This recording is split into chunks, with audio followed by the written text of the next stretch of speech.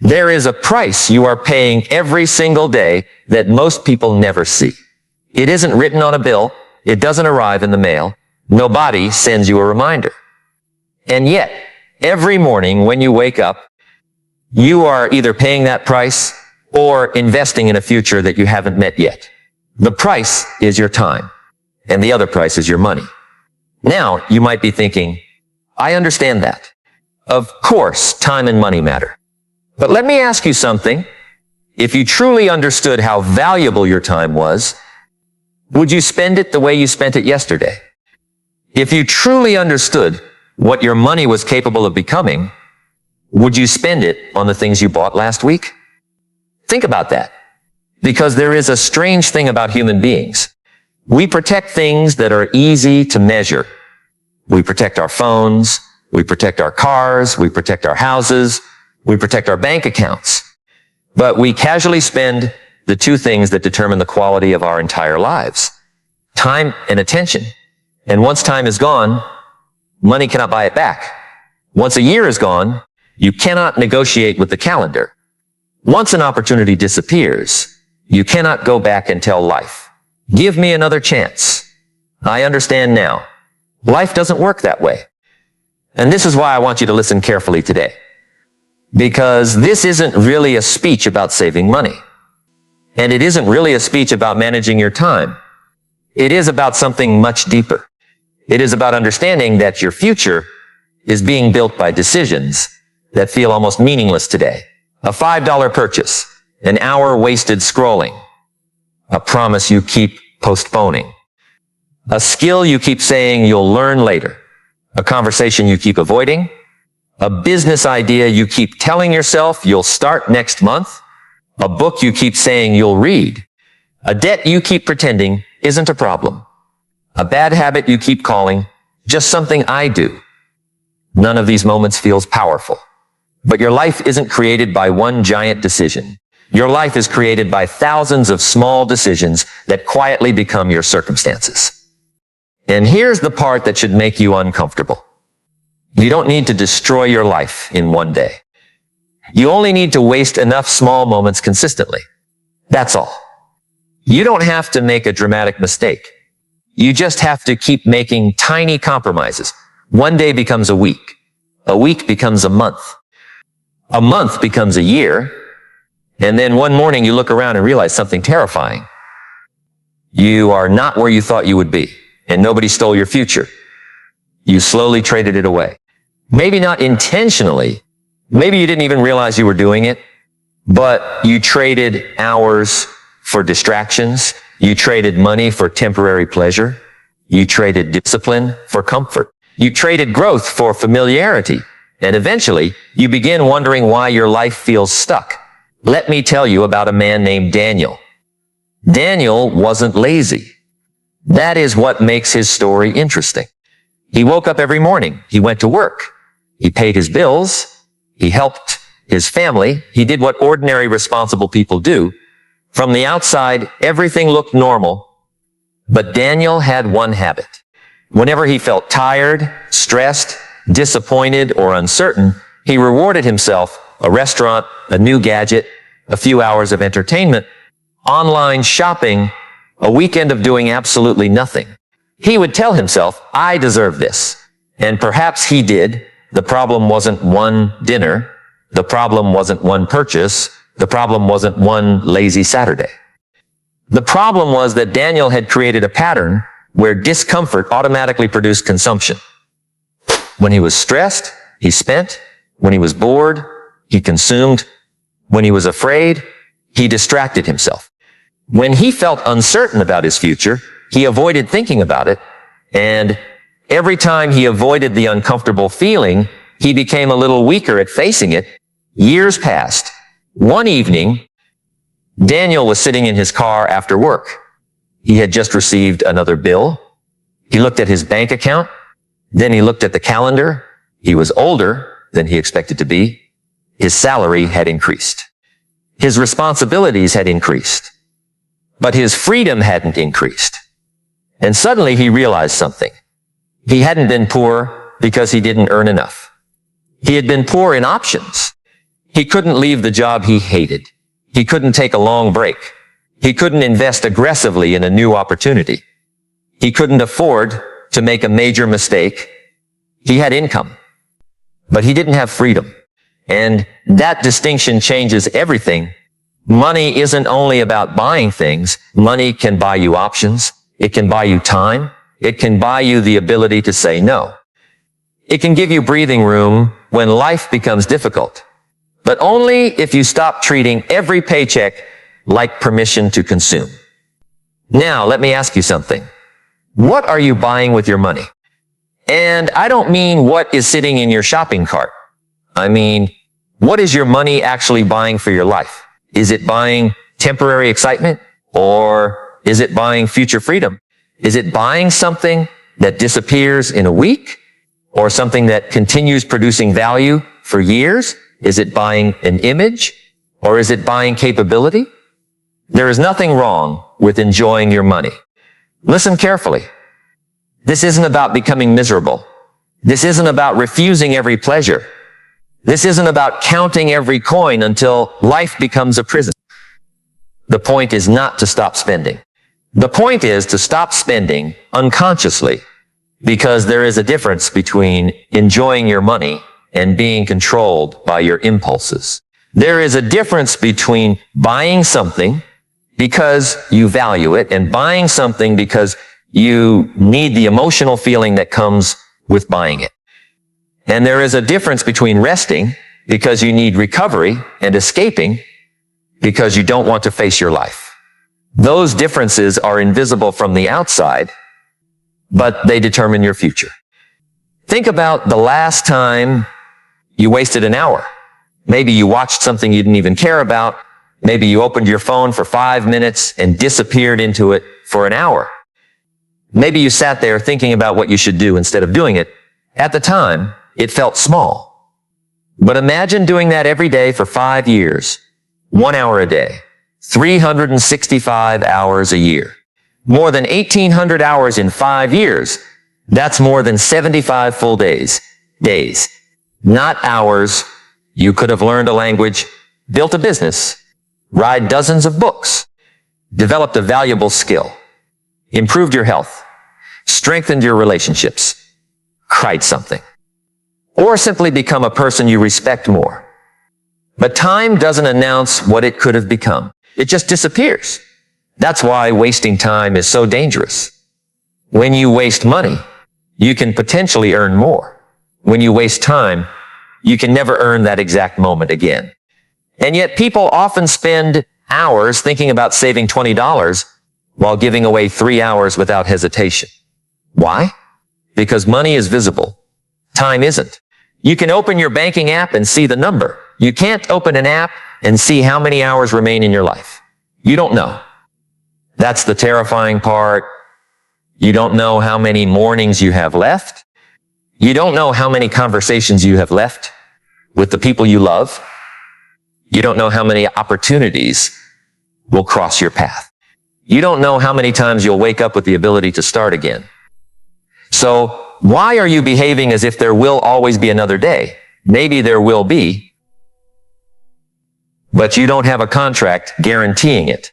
And even if you live another 50 years, you don't get those first 20, 30, or 40 years back.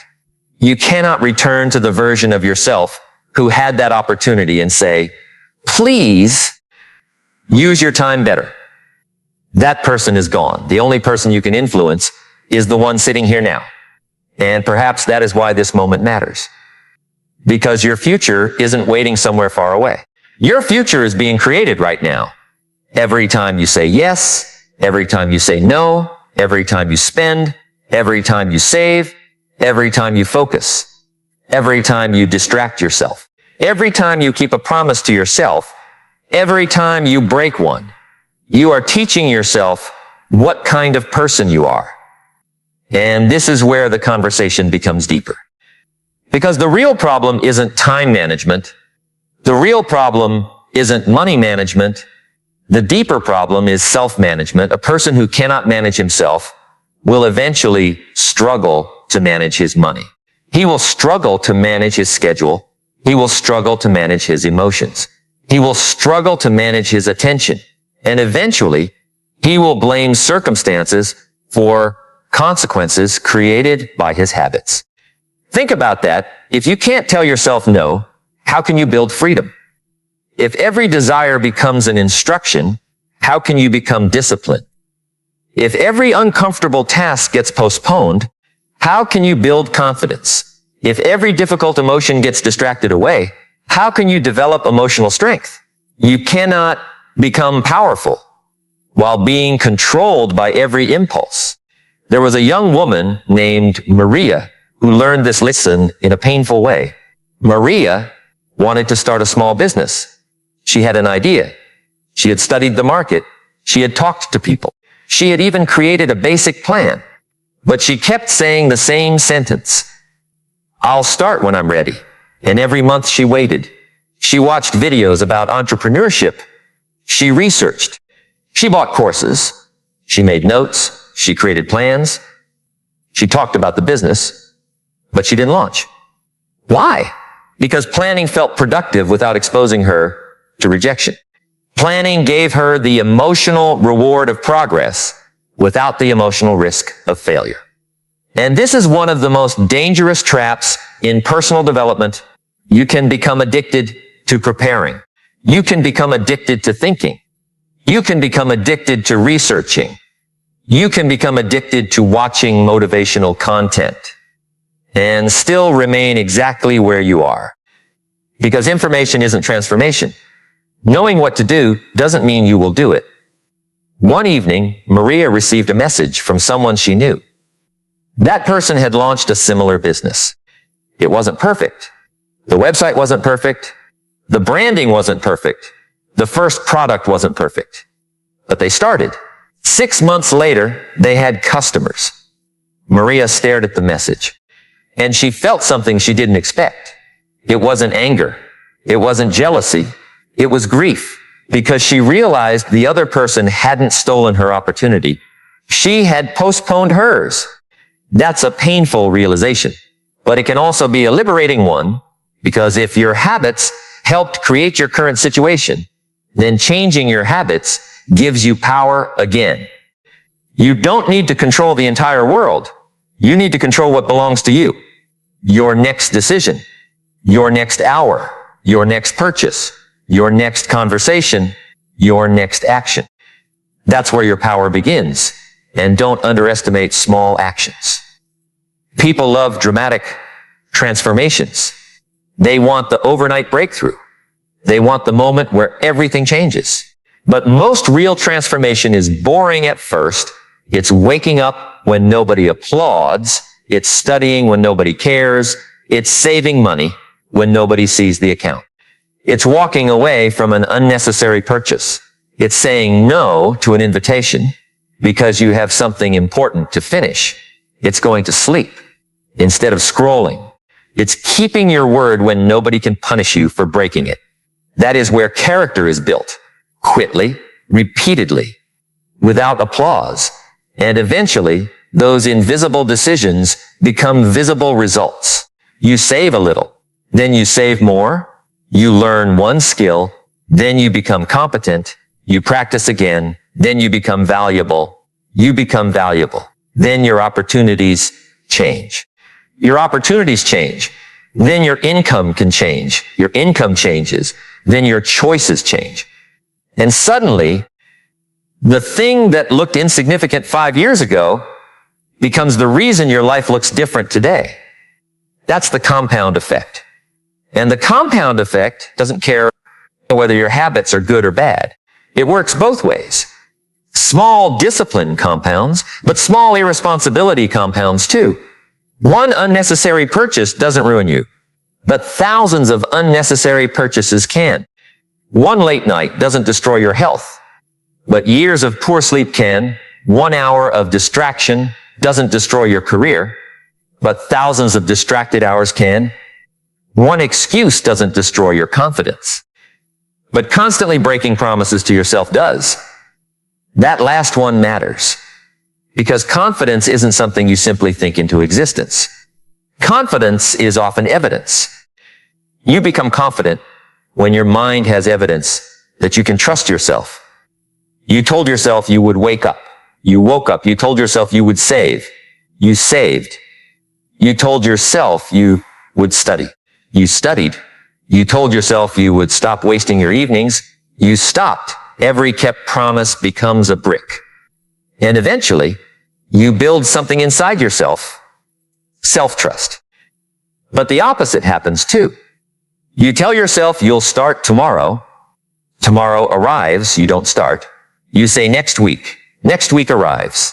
Nothing happens. You promise yourself you'll save money. Then you spend it. You promise yourself you'll stop. Then you repeat the behavior. After enough repetitions, something inside you changes. You stop believing your own promises. And when you stop trusting yourself, motivation becomes almost irrelevant because deep down, you already expect yourself to quit. This is why discipline isn't punishment. Discipline is self-respect in action. It is saying, my future matters enough for me to inconvenience my present. Read that again in your mind. Your future matters enough for you to inconvenience your present because freedom always has a price. Sometimes the price is boredom. Sometimes the price is saying no. Sometimes the price is being misunderstood. Sometimes the price is working while other people are relaxing. Sometimes the price is delaying pleasure. And sometimes the price is walking alone for a while. But there is another price. The price of not doing those things. The price of comfort. The price of distraction. The price of impulse. The price of staying exactly where you are. And that price is called regret. Regret is strange. When you're 20, 10 years feels like an eternity. When you're 30, 40 doesn't seem far away. When you're 40, 50 suddenly feels close. And then one day you realize time didn't speed up. You simply stopped paying attention to it. Think about yourself 5 years from now. Don't rush. Really imagine it. Same habits, same spending patterns, same distractions, same excuses, same people influencing you, same relationship with your phone, same relationship with your work, same relationship with money, same relationship with discipline. Imagine waking up 5 years from now and realizing nothing fundamental changed. How would that feel? Now, change one thing. Imagine you started today. Not perfectly, not dramatically, but consistently. You became more intentional with money. You stopped wasting your best hours. You developed one valuable skill. You took your health seriously. You protected your attention. You became disciplined. You stopped needing everyone to approve of your choices. You became comfortable saying no. You learned to delay gratification. You started keeping promises to yourself. Now imagine meeting that future version of you. What would that person say? Would they thank you? Or would they ask why you kept waiting? There is a version of you that exists 5 years from now. You are creating that person right now, not someday. Now, and here's something most people don't understand about money. The biggest financial mistake isn't always buying something expensive. Sometimes it's buying things that prevent you from becoming more valuable. You can spend thousands on entertainment. You can spend thousands trying to look successful. Or you can spend money acquiring skills, tools, knowledge, relationships, and experiences that increase your ability to create value. The question isn't simply, how much did this cost? Ask a better question. What will this purchase produce? Maybe the answer is joy. That's legitimate. Maybe the answer is convenience. That's legitimate too. Maybe the answer is health. Excellent. Maybe it produces knowledge. Excellent. Maybe it produces an asset. Excellent. But if the answer is nothing except a few minutes of emotional excitement, be honest about that. You aren't buying the object. You're buying the feeling, and feelings fade. That's why people keep buying. The excitement disappears. So they need another purchase, then another, then another. And eventually their lifestyle expands faster than their income. This is how people become prisoners of appearances. They don't buy what they need. They buy what they want other people to believe about them. A car they can't comfortably afford, clothes they don't really need, technology they barely use. A lifestyle designed for an audience that may not even be paying attention. And here's the irony. The people you are trying to impress may be struggling financially too. So you're both spending money you don't have to impress each other. What a strange way to live. There is dignity in being able to say, I don't need to look rich. I need to become free. That sentence can change your financial life. Because freedom is often quiet. It doesn't always look impressive. Sometimes freedom looks like money sitting untouched in an account. Sometimes it looks like having no consumer debt. Sometimes it looks like having enough savings that one unexpected problem doesn't destroy you. Sometimes it looks like turning down an opportunity because it doesn't align with your values. Sometimes it looks like having the time to sit with your family. And that brings us back to time. Because what are you saving money for? If you never create time, what is the money for? And what are you doing with your time? If every hour is consumed by things that don't move your life forward, what are you building? This is where balance matters. You cannot spend every hour working. You are a human being. You need rest. You need relationships. You need laughter. You need silence. You need moments when nothing productive happens. But rest is not the same as unconscious escape. Rest restores you.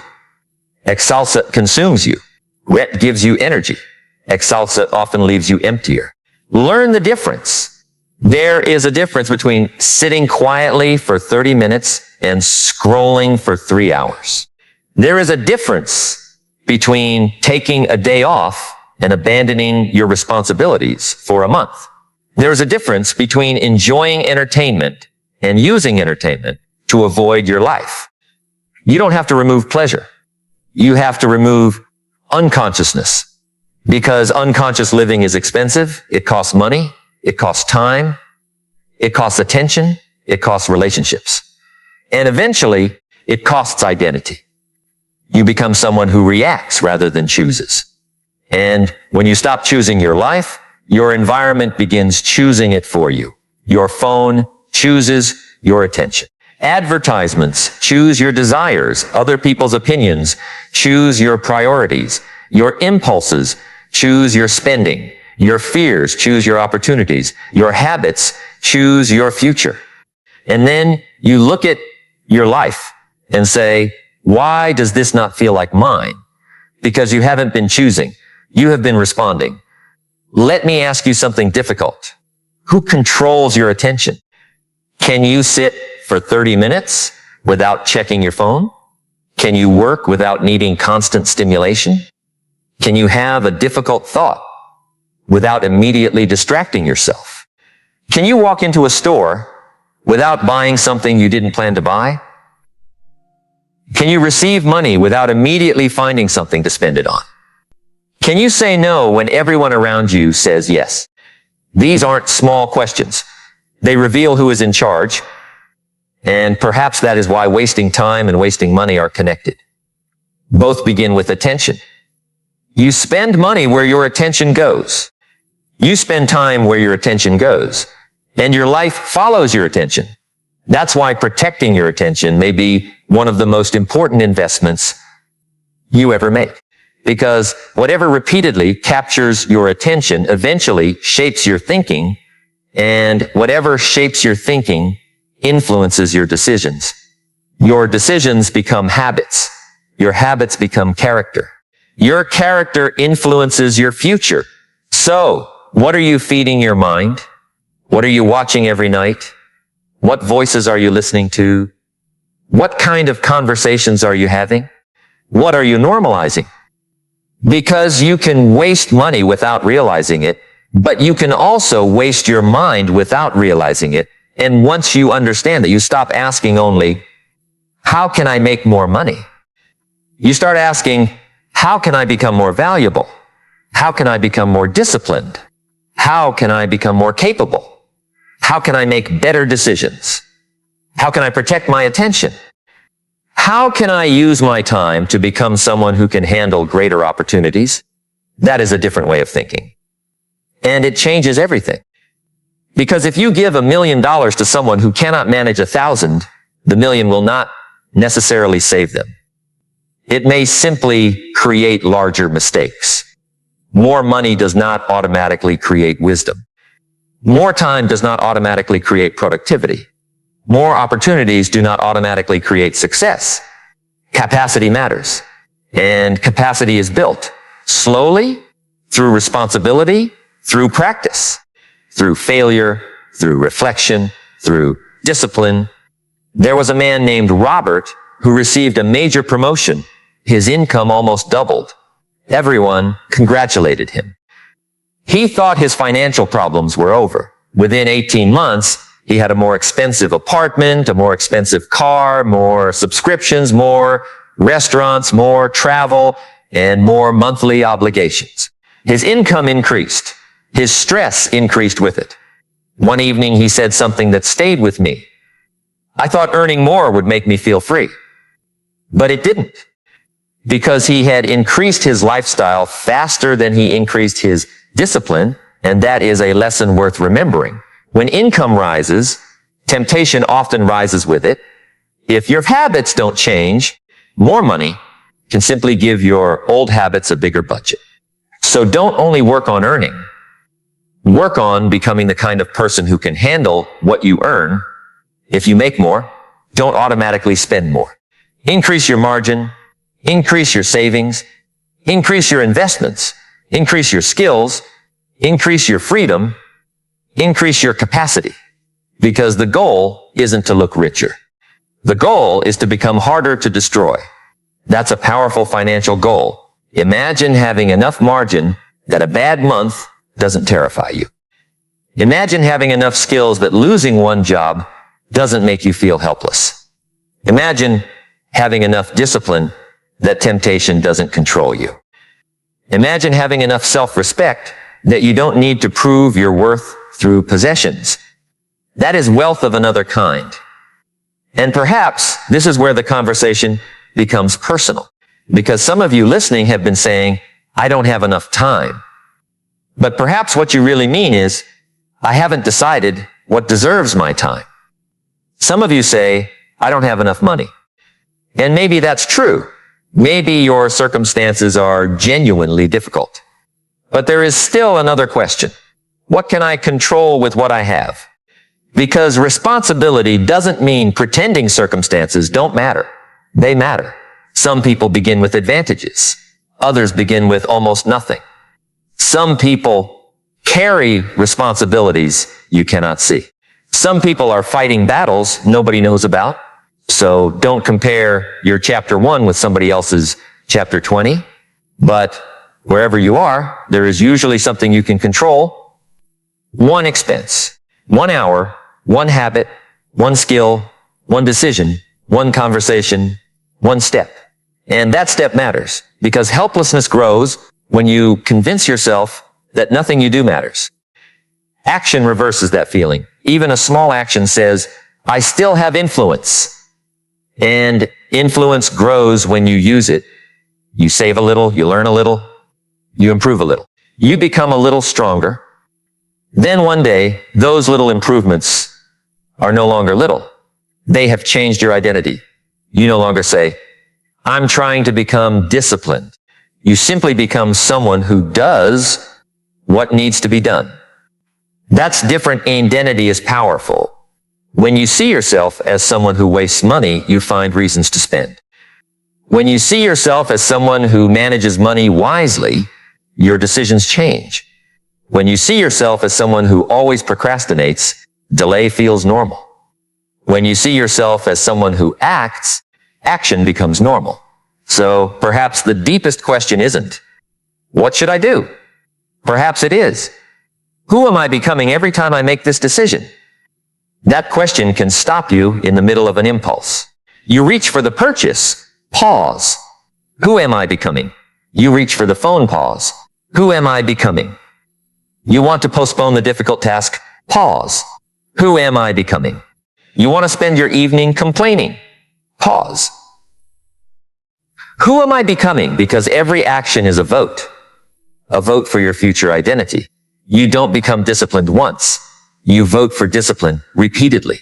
You don't become financially responsible once. You vote for responsibility repeatedly. You don't become courageous once. You vote for courage repeatedly. And eventually, enough votes create a person. Now imagine the opposite. 5 years of tiny compromises. 5 years of saying, it's only this once. 5 years of spending because you feel stressed. 5 years of avoiding difficult conversations. 5 years of postponing the dream. 5 years of telling yourself you have time. Then one day, the future arrives. And you discover that later was not a place. It was a direction. Every time you said later, you were moving toward a future where the thing still wasn't done. That's why tomorrow can be one of the most dangerous words in the language. Tomorrow feels generous. Tomorrow seems to contain unlimited possibilities, but tomorrow eventually becomes today. And then you need another tomorrow.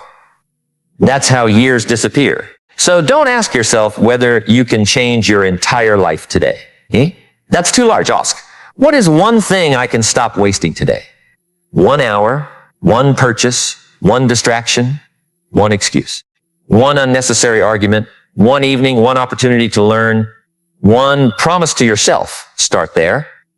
Because the person who learns to protect 1 hour can eventually protect a day. The person who learns to protect a day can protect a week. And the person who learns to protect weeks can build years. And years build lives. There is something else I want you to understand. Time isn't only something you spend. Time is something you exchange. Every hour you spend on one thing is an hour you cannot spend somewhere else. If you spend an hour complaining, you exchange that hour for complaining. If you spend an hour learning, you exchange it for knowledge. If you spend an hour exercising, you exchange it for health. If you spend an hour with your child, you exchange it for a memory. If you spend an hour building something, you exchange it for progress. There is no neutral hour. Every hour is going somewhere. And your life is the accumulated destination of those hours. That means your calendar is more honest than your intentions. You can say you value health. Look at your schedule. You can say you value your family. Look at your schedule. You can say you want financial freedom. Look at where your money goes. You can say you want to build a business. Look at where your best hours go. Your life reveals your priorities more accurately than your words. That isn't an insult. It's an invitation. Because once you see the truth, you can change it. And sometimes the hardest part isn't knowing what to change. It's accepting what you've been doing. That's why people avoid honest reflection. Because reflection can hurt. You realize you weren't unlucky every time. You realize you didn't lack time every time. You weren't always too busy. Sometimes you were distracted. Sometimes you were afraid. Sometimes you chose comfort. Sometimes you didn't want to face the work. And admitting that can hurt your ego. But responsibility isn't humiliation. Responsibility is power. If everything is someone else's fault, you have no control. If some part of it belongs to you, then some part of the solution belongs to you too. That's where hope begins. Not in pretending, in honesty. Maybe you've wasted years. Okay, what will you do with the next one? Maybe you've made financial mistakes. Okay, what will you learn from them? Maybe you trusted the wrong people. Okay, what boundaries will you build now? Maybe you started and quit. Okay, what would happen if this time you stayed? You cannot rewrite the past, but you can stop adding to it. That's a powerful moment. The moment you stop asking, why did this happen to me? And start asking, what am I going to do with what happened? That's when pain can become wisdom. Failure can become instruction. Loss can become perspective. And wasted time can become urgency. But don't confuse urgency with panic. You don't need to run. You need to wake up. There is a difference. Panic says, Everything must change immediately. Wisdom says, this matters. Begin deliberately. You don't need a perfect plan. You need a direction. You don't need extraordinary motivation. You need consistency. You don't need to become a different person overnight. You need to make enough different decisions that eventually the old person no longer controls your life, and there will be days when you fail. Of course, you will waste an hour. You will overspend. You will procrastinate. You will lose focus. You will make mistakes. Don't turn one mistake into an identity. The danger is not falling. The danger is saying, this is who I am. No, you made a poor decision. Learn, adjust, continue. A disciplined person is not someone who never loses control. A disciplined person is someone who returns to control again and again and again. That's resilience. You don't need perfection. You need recovery speed. How quickly can you notice that you're drifting? How quickly can you return? How quickly can you correct? How quickly can you say, that wasn't the person I want to be? That question can save years, because sometimes people don't destroy their lives through one catastrophic decision. They drift a little, then a little more. Then they become comfortable with the drift. And eventually, they are far from where they intended to be. So learn to notice the drift early. Notice when your spending is becoming emotional. Notice when your phone is consuming your evenings. Notice when your goals are becoming vague. Notice when you're constantly tired. Notice when you're avoiding the same task. Notice when you're surrounding yourself with people who normalize the life you don't want. Notice awareness comes before change. You can't correct what you refuse to see. And once you see it, don't attack yourself. Study yourself. Ask, what triggers this? When do I waste the most time? When do I spend impulsively? What emotion am I trying to escape? Who am I trying to impress? What am I afraid of? What am I postponing? What would happen if I actually tried? Those questions go deeper than how do I become motivated? Because motivation is often not the missing ingredient. Clarity is. You may not need more motivation. You may need a clearer reason. Why do you want financial freedom? Not because somebody online told you it is impressive. Why do you want more time? What would you actually do with it? Why do you want to become disciplined? Who benefits when you become stronger? Maybe your family, maybe your children, maybe your future self, maybe the people who will one day depend on you, maybe simply the person you know you could become. Your reason must become stronger than your excuses. Because when the reason is weak, the temptation wins. When the reason is strong, sacrifice becomes easier. Think about an athlete. Training at 5 in the morning is difficult. But if that athlete has a reason that matters deeply, the discomfort becomes meaningful. The pain doesn't disappear. Its meaning changes. That's what happens when you connect today's sacrifice to tomorrow's freedom. Saving money stops feeling like deprivation. It becomes protection. Studying stops feeling boring. It becomes preparation. Saying no stops feeling like missing out. It becomes direction. Working quietly stops feeling invisible. It becomes construction. You are building something nobody can see yet. And that's one of the hardest parts of growth.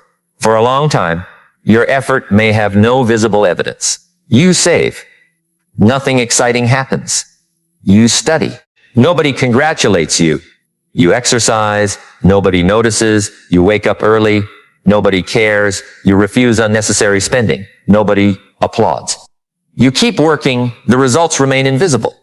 But underground, something is happening. Roots are growing. And people often quit because they mistake invisible progress for no progress. Don't make that mistake. A seed doesn't look like a tree. But that doesn't mean nothing is happening. Your habits may be working underground. Your discipline may be strengthening underground. Your skills may be developing underground. Your confidence may be growing underground. Then one day, something becomes visible. And people call it sudden. They say, you got lucky. They didn't see the years. They didn't see the mornings. They didn't see the decisions. They didn't see the money you didn't spend. They didn't see the distractions you refused. They didn't see the opportunities you turned down. They only see the result. Let them. You don't need everyone to understand the construction phase. You need to understand it. And maybe you're in that phase right now. Maybe you're doing the work and wondering why nothing has changed. Stay awake. Stay honest. Stay patient. But don't confuse patience with passivity. Patience means continuing intelligently while results develop.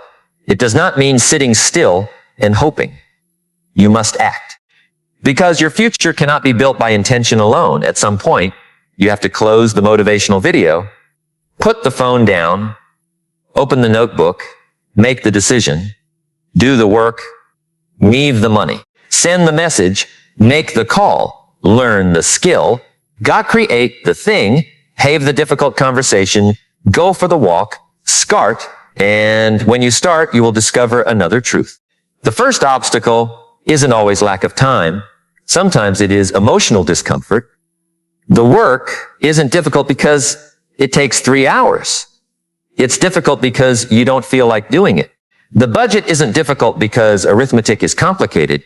It's difficult because saying no can feel painful. The business isn't difficult because the first step is impossible. It's difficult because rejection is possible. The conversation isn't difficult because you don't know what to say. It's difficult because you fear what might happen after you say it. So perhaps discipline is not primarily about managing behavior. Perhaps it is about learning to tolerate discomfort without immediately escaping. That's a deeper level. Can you feel boredom and continue? Can you feel fear and continue? Can you feel uncertainty and continue? Can you feel the urge to spend and wait? Can you feel the desire to procrastinate and act anyway? That is strength, not the absence of discomfort. The ability to remain present while discomfort exists. And the more you practice that, the more freedom you gain. Because every impulse you can resist is one less master controlling you. Every temptation you can examine is one more decision you own. Every difficult moment you can survive without escaping makes you more capable. And eventually, you realize something remarkable. The life you wanted wasn't hidden behind some magical opportunity. It was often hidden behind behaviors you were unwilling to repeat consistently. That doesn't mean life is fair. It isn't. It doesn't mean everyone starts equally. They don't. It doesn't mean success is guaranteed if you work hard. It isn't. But it does mean your decisions matter more than you think. And your decisions are happening every day. So imagine waking up 1 year from now, not 5 years, just one. Your bank account may not be enormous. Your career may not be transformed. Your dream may not be complete. But imagine you have become more disciplined. Imagine you no longer spend automatically. Imagine you protect your mornings. Imagine you read regularly. Imagine you have one valuable skill that is much stronger than it was today. Imagine you exercise. Imagine you sleep better. Imagine you don't need your phone every 5 minutes. Imagine you have stopped making promises you don't keep. Would that version of you feel different? Of course. And now imagine 3 years, the compound effect becomes harder to ignore. Your skills are deeper. Your confidence is stronger. Your financial habits are different. Your network is different. Your standards are different. Your identity is different. Then imagine 5, not fantasy, just consistent improvement. 5 years of protecting your time, 5 years of learning, 5 years of avoiding unnecessary debt, 5 years of investing in yourself, 5 years of discipline, 5 years of refusing to let temporary emotions control permanent decisions. Your life could become almost unrecognizable, but there is another 5-year future, the one where nothing changes. Same distractions, same spending, same excuses, same environment, same habits, same conversations, same complaints. And the painful thing is that both futures can begin with the same person. The difference isn't magic, it's repeated choices. That's why today matters. Not because today is special, but because every day is a vote, and you are casting yours. The question is, what are you voting for? Comfort? Freedom? Appearance? Culpability? Distraction? Mastery? Impulse? Wisdom? The answer isn't found in what you say. It's found in what you repeatedly do. And maybe the most expensive thing you have been buying isn't a product. Maybe you've been buying permission to remain the same. Every distraction says, you don't have to face this yet. Every unnecessary purchase says, you deserve this feeling right now. Every excuse says, your future can wait. Every delay says, tomorrow will be easier. But tomorrow doesn't become easier because you postpone. Sometimes tomorrow becomes heavier. The unfinished task follows you. The debt follows you. The regret follows you. The unresolved conversation follows you. The untrained skill follows you. The unhealthy habit follows you. And eventually, you carry years of unfinished business inside your mind. That's exhausting. There is a particular kind of tiredness that sleep doesn't fix. It's the tiredness of knowing you are capable of more, but repeatedly choosing less. You can feel it. You can sit in a room full of people and still feel it. You can make money and still feel it. You can smile and still feel it because somewhere inside, you know when you're hiding from your potential, and no external achievement can completely silence that knowledge. But the opposite is also true. There is a quiet strength that comes from knowing you are keeping your word. You wake up and know you are doing what matters. You spend and know you have a reason. You work and know why. You rest and know you earn the rest. You say no and don't feel guilty. You say yes and mean it. Your life begins to feel coherent. Your actions and your values start moving in the same direction. That is a form of peace. Not perfect circumstances, talisman. And perhaps that is what you're really searching for. Not more money, not more time. Alignment between the person you say you want to become and the person your daily behavior is creating. Look at your life honestly. Is there alignment or is there a gap? And don't be afraid of the gap. The gap is information. It tells you where the work is. If you say you want freedom but spend everything, the gap is financial discipline. If you say you want growth but spend your evenings distracted, the gap is attention. If you say you want confidence but repeatedly break promises to yourself, the gap is self-trust. If you say you want a better future but refuse short-term sacrifice, the gap is delayed gratification. The gap is not there to shame you. It is there to guide you. And once you know where the gap is, you can start closing it, one decision at a time, one day at a time, one uncomfortable choice at a time. You don't need to announce it. You don't need to tell everyone. In fact, sometimes the most powerful changes happen quietly. Stop explaining. Start becoming. Let your behavior speak. Let your calendar speak. Let your bank account speak. Let your results speak. And when people ask what changed, you won't need a dramatic story. You will know. You stopped wasting what could never be replaced. You began treating time as life. You began treating money as a tool. You began treating attention as an asset. You began treating discipline as self-respect. You began treating your future as something real, because it is real. That future version of you is not imaginary. It is a consequence waiting to happen. And every day, you are making that consequence more likely. Maybe 5 years from now, you will be sitting somewhere completely different. Maybe you'll have built the business. Maybe you'll have paid off the debt. Maybe you'll have developed the skill. Maybe you'll have become financially stable.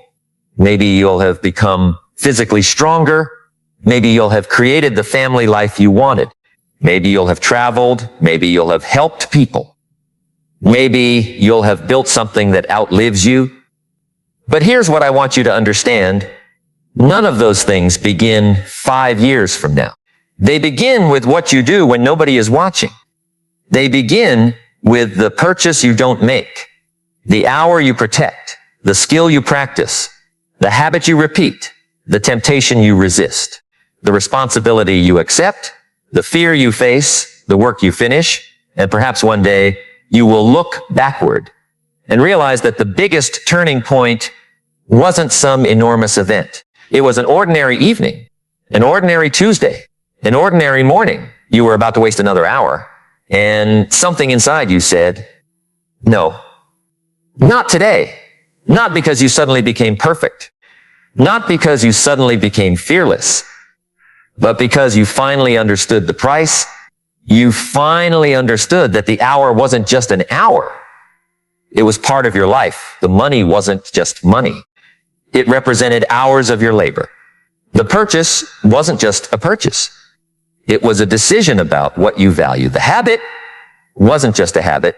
It was a vote for the person you were becoming.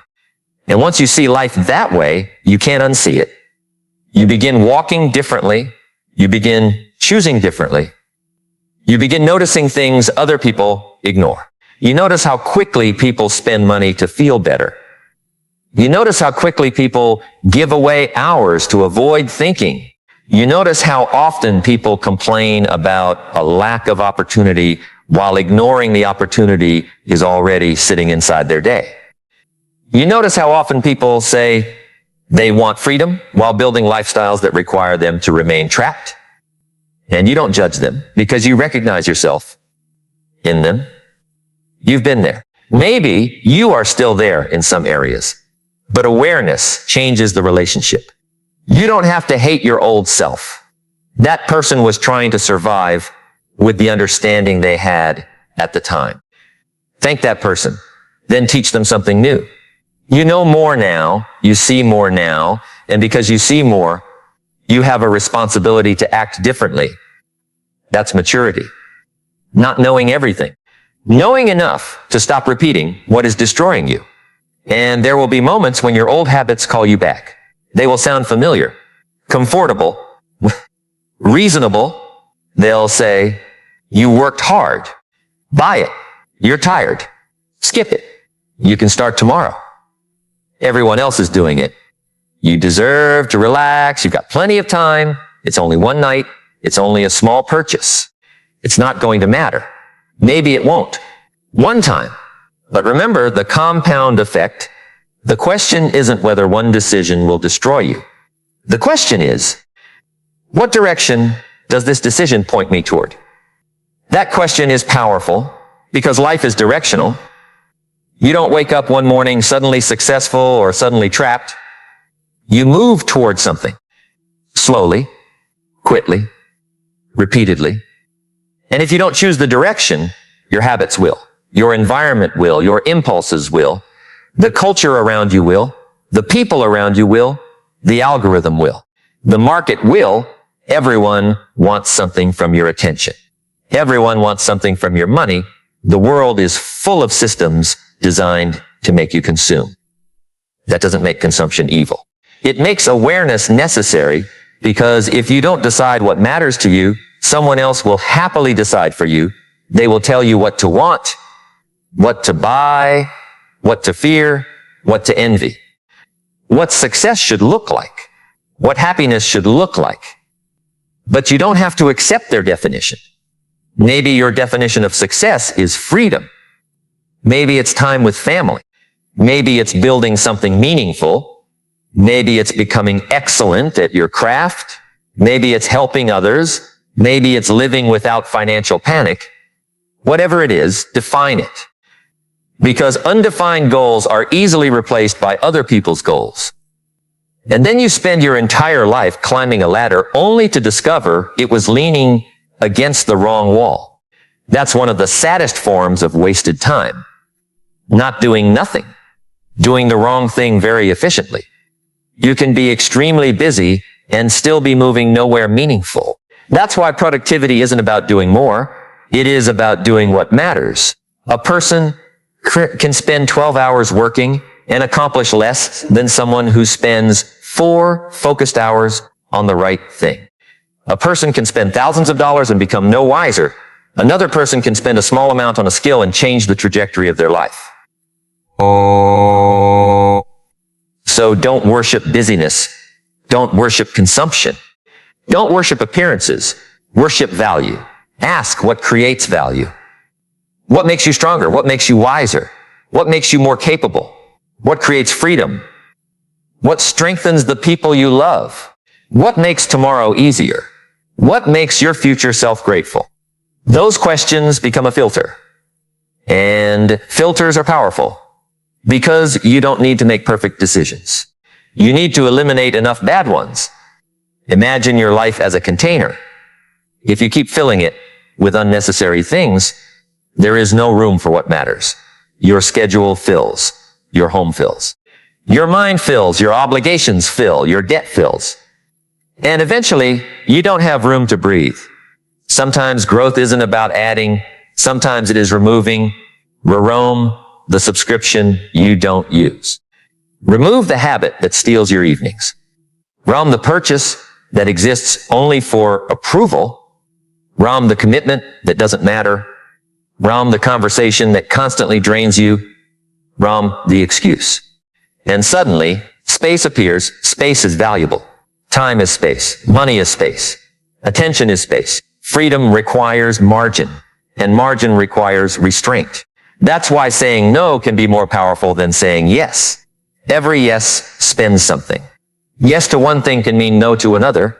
Yes to another hour of distraction means no to the project. Yes to unnecessary debt means no to future flexibility. Yes to every invitation means no to rest. Yes to every impulse means no to long-term discipline. You cannot say yes to everything. Your life is too limited. Your time is too valuable. Your energy is too finite. Your money is too important. Choose. And sometimes choosing will disappoint people. Let them be disappointed. You are not responsible for building a life that makes everyone else comfortable. You are responsible for building a life you can respect. And that may require boundaries. It may require leaving environments where waste is normal. It may require changing friendships, not because you think you're better, but because direction matters. If everyone around you spends recklessly, wasting time feels normal. If everyone around you complains, ambition feels strange. If everyone around you avoids responsibility, responsibility feels extreme. Your environment quietly teaches you what is normal. So be careful what you normalize. You don't have to become arrogant. You don't have to isolate yourself.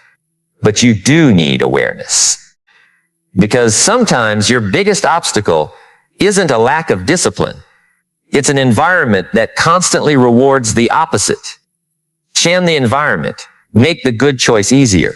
Make the bad choice harder. Don't rely on willpower for everything. If your phone constantly distracts you, create distance. If shopping apps constantly tempt you, remove them. If certain people constantly pull you into negativity, create boundaries. If your evenings disappear, design your evening before it begins. If your money disappears, automate the important part before you have the chance to spend it. Structure beats intention. That's practical wisdom. Don't keep telling yourself you'll be disciplined in a chaotic environment. Build an environment that supports the person you want to become, and then something interesting happens. Discipline becomes easier, not effortless, easier. Because you're no longer fighting yourself every minute. You are designing your surroundings. And that is intelligent growth. You don't need to prove how strong you are by constantly standing next to temptation. Leave the temptation. Protect your attention. Protect your money. Protect your time. Not because you are weak. Because you are valuable. Your attention is valuable. Your future is valuable. Your energy is valuable. Your life is valuable. And when you truly believe that, your behavior changes. You stop giving everyone unlimited access to you. You stop giving every advertisement access to your wallet. You stop giving every notification access to your mind. You stop giving every emotion control over your decisions. You become selective. And selectivity creates power. Now imagine something. Imagine you are standing 5 years from today, looking back at this exact moment. You remember this night. You remember sitting there. You remember the choices you were making. And you ask yourself, what did I do after I understood? Not what did I know? What did I do? Because knowledge creates responsibility. Once you know that time matters, wasting it becomes a different decision. Once you know that money represents your labor, spending becomes a different decision. Once you know that habits compound, repetition becomes a different decision. Once you know that identity is built through behavior, every small action becomes a different decision. You cannot unknow what you now understand. And perhaps that's why some truths feel uncomfortable. They remove excuses. But removing excuses isn't cruelty. It is freedom. Because excuses make you feel safe while keeping you powerless. Responsibility may feel heavier at first, but responsibility gives you the steering wheel. And if you want your future to change, you need the steering wheel. You cannot control everything. You cannot control the economy. You cannot control other people. You cannot control every opportunity. You cannot control what happened yesterday. But you can control more than you think. Your response, your habits, your attention, your spending, your learning, your standards, your effort, your integrity, your next move. Start there. And then tomorrow, start again. Not because the journey is simple, because repetition is how transformation happens. There will be mornings when you don't feel motivated. There will be nights when you question yourself. There will be setbacks. There will be rejection. There will be unexpected expenses. There will be people who tell you you're wasting your time. There will be moments when the old life looks easier. And maybe it is easier. But easier isn't always better. The comfortable road often has a hidden bill. You pay later. You pay with regret. You pay with dependence. You pay with lost opportunities. You pay with diminished confidence. You pay with the painful question, what could I have become? And that question can be heavier than temporary discomfort. So when the disciplined choice feels difficult, remember that both choices have a cost. The question isn't whether you will pay. You will. The question is, what are you willing to pay for? Pay with discipline now, or pay with regret later. Pay with restraint now, or pay with limitation later. Pay with effort now, or pay with what if later. Pay with patience now, or pay with frustration later. Pay with attention now, or pay with lost years later. The bill always comes. The only choice is when and how you pay it. And perhaps the future you want isn't asking you for perfection. Maybe it is asking you for honesty. Honesty about where your money goes. Honesty about where your time goes. Honesty about what you avoid. Honesty about what you want. Honesty about what you're willing to sacrifice, because when you're honest, you can make a plan. When you're honest, you can change. When you're honest, you stop pretending that the same behavior will somehow create a different life. And that is where something begins to shift. Not outside you. Inside, you begin to think differently. You begin to see the hour differently. You begin to see the purchase differently. You begin to see the opportunity differently. You begin to see yourself differently. And when the way you see yourself changes, the decisions become easier to understand. You start asking before you spend, is this helping the life I'm building? Before you waste an evening? Is this how I want to use this part of my life? Before you say yes, what will this yes cost me? Before you say tomorrow, why not today?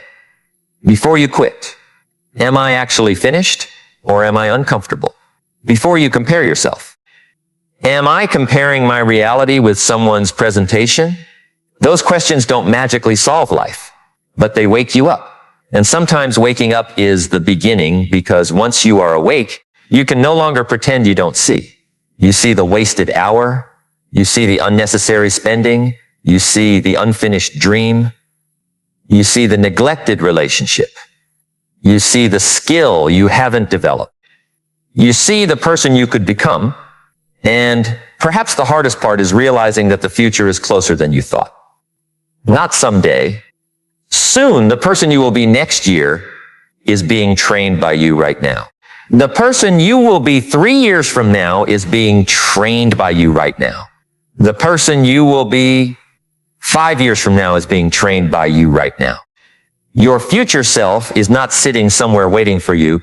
Your future self is being constructed quickly, decision by decision. And maybe one day that future self will look back at this moment and feel gratitude. Not because you became perfect, but because you finally stopped throwing away what could never be recovered. You stopped treating time like an unlimited resource. You stopped treating money like emotional medication. You stopped letting temporary feelings make permanent decisions. You stopped waiting for the perfect moment. You started respecting yourself enough to act. And perhaps that is the deeper lesson underneath everything. The real wealth isn't simply what you possess. It is what you can control. Can you control your attention? Can you control your impulses? Can you control your spending? Can you control your schedule? Can you control your reactions? Can you control your commitment? Can you control whether you continue when nobody is watching? Because the person who develops that kind of control becomes dangerous in the best possible way. Not dangerous to others, dangerous to limitation, dangerous to mediocrity, dangerous to old patterns, dangerous to the version of themselves that kept saying, maybe someday. And someday becomes today. And today becomes the moment when you realize that you have been given something more valuable than money. You have been given another decision, one more hour, one more opportunity to choose differently. And perhaps you don't need to know exactly where the road ends. Maybe you only need to know which direction you refuse to continue walking. You refuse to waste another year pretending you're not capable of change. You refuse to spend money just to feel something for 5 minutes.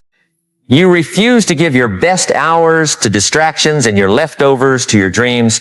You refuse to keep breaking promises to yourself. You refuse to let fear make every important decision. You refuse to confuse comfort with happiness. And you refuse to believe that your past has the authority to dictate your future, because it doesn't. The past can explain you. It can teach you. It can warn you. But it does not own you. And if you have wasted time, learn. If you have wasted money, learn. If you have failed, learn. If you have procrastinated, learn. If you have trusted the wrong people, learn. If you have made terrible decisions, learn, take the lesson. Leave the shame. You have work to do. There are years ahead of you that deserve a different version of you. There are opportunities you haven't seen yet. There are skills you haven't learned. There are people you haven't met. There are places you haven't gone. There are problems you haven't solved. There are things you haven't built. And there is a version of yourself you haven't met yet. But you will not meet that person by endlessly protecting the person you are today from discomfort. Growth asks you to let some version of yourself die. The distracted version, the impulsive version, the constantly postponing version, the version that needs approval, the version that spends to impress, the version that waits to feel ready, the version that says, I have time. Maybe you do have time, but don't live as though time is guaranteed. Use it, respect it, invest it, because one day you will have less of it than you have today. And you won't know exactly when that day arrives. That is why this moment has weight. Not because you should panic, because you should pay attention. Pay attention to what you're doing with your life. Pay attention to where your money goes. Pay attention to what your money goes. Pay attention to what your mind consumes. Pay attention to who influences you. Pay attention to what you repeatedly postpone. Pay attention to what makes you feel alive. Pay attention to what makes you feel ashamed when you're alone. Those feelings are information. Listen, and then act. Not tomorrow. Not when everything is perfect. Not when you feel fearless. Now, one decision, 1 hour, one habit, $1, one promise, one step, then another. Because the future doesn't arrive as a giant event. It arrives disguised as ordinary days. And the tragedy is that ordinary days don't look important while you're living them. Monday doesn't look like your future. Tuesday doesn't look like your future. A random evening doesn't look like your future. But stack enough ordinary days together, and suddenly you've created a life. That's why you must learn to respect ordinary days. Your future isn't built on the days when you feel inspired. It is built on the days when you don't. It is built on the ordinary Tuesday when nobody is watching. It is built when the motivation is gone. It is built when the purchase is tempting. It is built when the phone is calling. It is built when the work feels boring.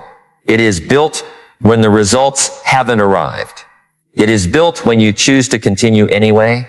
And somewhere in that repetition, something changes. You become the person who can trust himself. You become the person who can wait. You become the person who can say no. You become the person who can work without applause. You become the person who can hold money without immediately spending it. You become the person who can hold a dream without needing everyone to believe in it. You become the person who understands that freedom is not found in having every desire satisfied. Freedom is found in not being controlled by every desire. And once you understand that, the world begins to look different. The advertisement doesn't have the same power. The notification doesn't have the same power. The opinion doesn't have the same power. The impulse doesn't have the same power. The fear doesn't have the same power because you are beginning to understand the difference between wanting something and needing to obey the desire for it. That distinction is enormous. You can want something and wait. You can feel fear and move. You can feel tired and still do what matters. You can feel tempted and still choose. That is maturity. That is strength. And perhaps there will come a night when you sit quietly and realize that the greatest investment you ever made wasn't in a stock, a business, a property, or an account. It was in yourself. The hours you spent learning, the money you refused to waste, the habits you built, the distractions you removed, the standards you raised, the boundaries you created, the discomfort you tolerated, the promises you kept. And then you look at the person you have become, not perfect, but different, stronger, calmer, wiser, more capable, more intentional. And you realize something that you couldn't have understood 5 years earlier. The money mattered. The time mattered. But what mattered most was what they helped you become. Because money can disappear. Circumstances can change. Opportunities can come and go. But the person you build through disciplined decisions can create again. Lose money? You can rebuild. Lose an opportunity? You can find another. Fail at a business? You can learn. Start again. But don't waste the lesson. Don't waste the pain. Don't waste the years you've already lived. Turn them into wisdom. And if you've been asleep, wake up. If you've been drifting, choose a direction. If you've been spending unconsciously, become intentional. If you've been postponing, begin. If you've been afraid, move while afraid. If you've been waiting for permission, stop waiting. Because there is no perfect moment coming to rescue you. There is only this moment, and this moment is already becoming the past. Even as you listen to these words, time is moving. You cannot pause it. You cannot store it. You cannot buy it back. You can only decide what you will exchange it for. And perhaps that's the question worth carrying with you. What is this hour worth? Not financially, personally.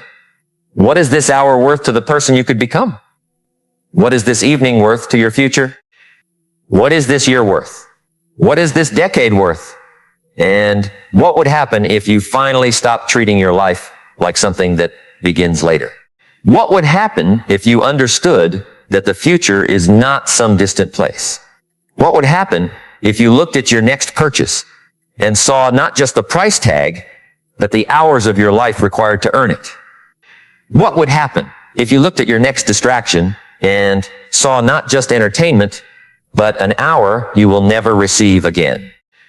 What would happen if you looked at your next excuse and asked what it might cost you 5 years from now? Maybe then you would pause. Maybe you would choose differently. Maybe you would walk away from something. Maybe you would sit down and begin something you've postponed for years. Maybe you would open that book. Maybe you would make that call. Maybe you would create the plan. Maybe you would put the phone away. Maybe you would look at your bank account without fear and decide to become responsible. Maybe you would realize that you don't need a new life. You need new decisions. And those decisions don't have to be dramatic. They just have to be real. Because the future doesn't care how inspired you felt tonight. It responds to what you repeatedly do after tonight. And that is where the real test begins. Not when you hear the message. After you hear it. When the excitement disappears. When tomorrow is ordinary. When nobody reminds you. When the temptation returns. When the old habit whispers. When the easy choice is right there. That is, when your future asks you a question and you won't answer it with words. You will answer it with your behavior. You will answer it with where you put your time. You will answer it with where you put your money. You will answer it with what you protect. You will answer it with what you refuse. You will answer it with what you repeat. And maybe years from now, you'll understand why this moment mattered. Not because somebody gave you a perfect formula, but because you finally saw the invisible connection between today's small choices and tomorrow's life. You saw that every wasted hour had a direction. Every wasted dollar had a direction. Every disciplined decision had a direction. Every sacrifice had a direction. And you began choosing the direction consciously. Not perfectly, consciously. And maybe the next time you are tempted to say, it's only 1 hour, you'll remember that 1 hour becomes 1,000 hours. The next time you say, it's only a small purchase, you'll remember that small purchases become habits. The next time you say, I'll start tomorrow, you'll remember how many tomorrows can disappear. The next time you say, I deserve this, you'll ask whether what you deserve is temporary pleasure or lasting freedom. And the next time you look at your future, you won't see it as something that simply happens to you. You'll see your fingerprints all over it because you are building it right now, quietly, choice by choice. And there is still so much that can change when a person finally stops wasting the things that cannot be replaced. When a person finally decides that their attention is too valuable to give away. When a person finally understands that money is not merely something to spend, but a representation of time, effort, opportunity, and freedom. When a person finally realizes that discipline isn't about becoming a prisoner of rules, but becoming free from impulses. When a person finally looks at the life ahead and understands that the future version of them is watching every decision they make today. And perhaps, just perhaps, the question isn't whether you have enough time or enough money. Perhaps the question is what you are doing with what you already have. Because somewhere between the hour you almost wasted and the dollar you almost spent, there is a decision waiting for you. And that decision may look small, so small that nobody else would notice it. But you will, because you will know what it represents. You will know which direction it points. You will know what kind of person it asks you to become. And the next time that moment arrives, don't rush past it. Pause, look at the choice, and ask yourself who you are becoming